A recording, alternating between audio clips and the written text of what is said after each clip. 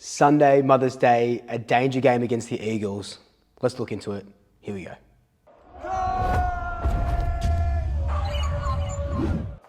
So before we do look into it, jump straight into it, if you are new to this channel, please hit that subscribe button. I really do appreciate it. But if you are a returning Swooper, thank you so much. I love you all. Hit the notification bell so you get notified when these videos come up. But now, let's talk about this Eagles game because quietly I am crapping myself a little bit. Let's talk about it. So we take on the Eagles on Sunday at the illustrious, beautiful Marvel Stadium. I actually have no problem with Marvel. I've said this for 5 years since I've been running this channel. I really like Marvel, yes. Is it empty and soulless? Yes. Does the roof suck? Yes. Is the Docklands just a concrete jungle? Also yes. But I'm a big Marvel fan. I'm a big comic nerd, so that really tickles that, scratches that itch. Not tickles that itch, why would you want to tickle an itch for? It scratches that itch. And there's a Marvel superstore in there, so you best believe I'm going to be in my Pies gear, getting some Marvel stuff for my new place when I move into it. So that's going to be exciting for me personally. But Mother's Day, which is huge. We played on Mother's Day last year as well, if memory serves me correctly. So that's going to be good. Spend the morning with Mum, then I'll go into the game with Dad because Mum didn't want to come. So that's that. But enough about me. I am crapping myself because of this game, because the Eagles are one of our bogey sides.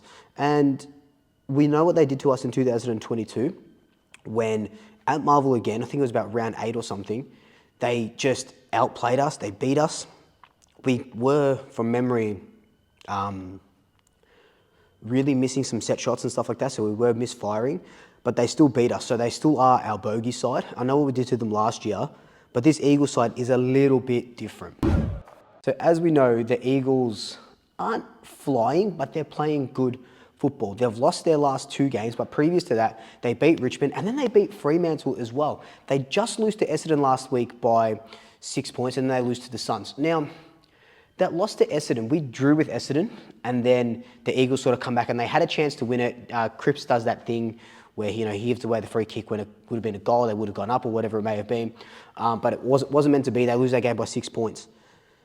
The Eagles will come to play against us. And when I mean will come to play, I mean we do not, or we should not take these guys lightly. The last time we took a team lightly was Hawthorn last year, and Hawthorn came out and dominated us from the get-go. And we lose the Carlton and Hawthorn. We go back-to-back with back-to-back losses. Now, this game, and Braden Maynard came out and said you can't underestimate the opposition.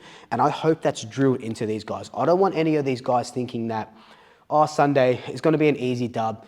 70 points because they're the Eagles. No, it is going to be really hard. Like I honestly believe that. And I know later on I'm going to give you a wild prediction, but I honestly believe that it's going to be a hard game, maybe for the first 3 quarters, until we hopefully kick away in that last quarter and give us a nice, decent percentage boost, because that's what we need, but it is going to be a hard-fought game.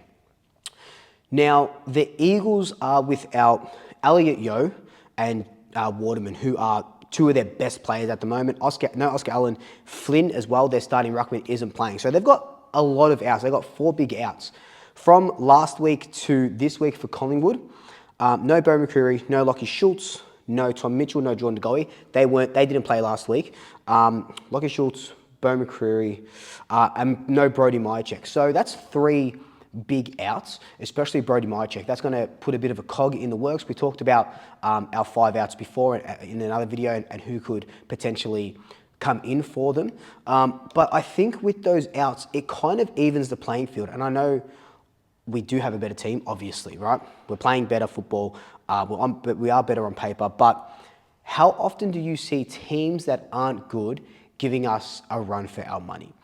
Every team that plays us, it's their grand final. You want to beat Collingwood, and more so, you want to beat the reigning premiers. And the Eagles are going to go into this game thinking that they've got a chance. What we need to do is we need to nip it in the butt straight away, as soon as that first bounce hits. Because if they get on a little bit, and if Harley Reid starts getting sort of like a big head because he's getting all these possessions, and he's going to have a great game, Harley Reid. I can't wait to see him play in person instead of watching it on TV. So hey, that's going to be amazing to see.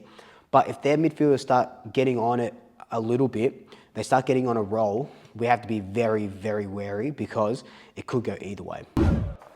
With Collingwood though, we are starting to play some really good football. And we proved that against Carlton last week where we took away Carlton's clearance dominations. They're number one for stoppage clearances and scoring from that. We took that away from them. Inside 50 tackles, inside 50s just in general, and then tackles. Our tackling pressure plus 34. The McRae Whopper, those 4 things, the McRae Whopper, I know you guys liked that last week. Pommy, if you're watching, I know you love that. But the McRae Whopper, if we bring that again this week, the Eagles have no chance, right? We do have the firepower. Yes, we're going to be making a few changes. And yes, it sucks that we haven't got Jordan Ngoe, Myercheck, Bo. But this is a great opportunity. If Carlton's game was the litmus test on where we are as a club this season with everything that's happened, this is a great opportunity for our young players to go the next level. What's Lockie Sullivan looking like? Harvey Harrison. This is the game. I think Finn McRae has a chance to play, and Reef. This is the game where Finn really has to show these selectors, really has to show us, right? I dare say he gets a full game. He has to show us that he is capable of running this, or maybe not running this midfield, but running with this midfield. If there's any game for Finn to have a breakout and have, I don't know, 25 possessions, 8 clearances, whatever it may be, it's this game against the Eagles. He probably won't get another opportunity like this, maybe against North Melbourne or something, but he's not going to get another good opportunity like this unless it's against the Eagles. We'll talk about that more during team selection, but this will be Finn's time to fly. There is a lot of pressure on us to perform with this game because the top 8 are all playing each other. So if results work out, if we beat the Eagles, we can go up as high as 5th on the ladder if some results sort of work our way. So from the bottom 6 at the start of the year to now potentially getting up to 5th, that's huge, right? And our form, we've won. We haven't lost for weeks and weeks and weeks, which is really good. We haven't lost for five weeks. 2, 3. Yeah, we haven't lost for 5 weeks, which is amazing. So we have to continue. We have to continue that. We have to. And these are the teams where we have to start putting them away. Too often during this 5 years of this channel, we need to put teams to the sword. How come we can't put teams to the sword? How come we can't put our foot on the throat of these guys? How come we let them back in? This is the time where we prove that we are, Lee Matthews said, champion teams put teams like this away. We have to prove that we are a champion team. Yes, we've got these outs, so are they. They've got some really good outs, good players that are out that will be advantageous to us to not have them in, especially Waterman, especially Yo. So we really need to stamp our authority on the Eagles. They will give us everything. We've got to take their punches, put them into us, and then just explode out, because this is the game where we start seeing that attacking Collingwood football, that ruthless. I want to see against the Eagles absolute ruthlessness. That's what Collingwood needs to start being. They need to be ruthless, and it starts with this game against the Eagles.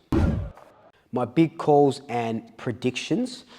So my big call, I think I said Bobby's going to be let off the leash a couple weeks ago. I don't think it's a big call, but I want our forward line. I want to see what our forward line looks like without Brodie Myercheck. I think my big call is that Mason Cox is going to stay deep forward and he's going to kick 4 goals. 3 to 4 goals. I think Mason Cox needs to kick a bag because we don't have that big, tall forward. No Dan McStay, probably no Kruger. I want to see Cox stay forward, Cameron to ruck most of the game, maybe 70% of the game, to kick 4 goals. And my prediction, and I know I said it's going to be a tough game, but I think we'll kick away. We need to win by 40 plus points. For this to be considered a really good win, we need to win by 40 plus points. We need to put these teams to the sword. But anyway, guys, that's just been my preview and thoughts for this game. Just a nice little quick video. We'll get more in depth on the team when we have our team talk, when the teams are announced, remembering that it's a Sunday game, so it's an extended bench and stuff like that. But we will have a chat. There'll be a couple of videos dropping between now and the Sunday game. But until then, like, comment, subscribe, Tay family, Tay friends, Tay pets, and until next time, double shackers. I'll swoop you later.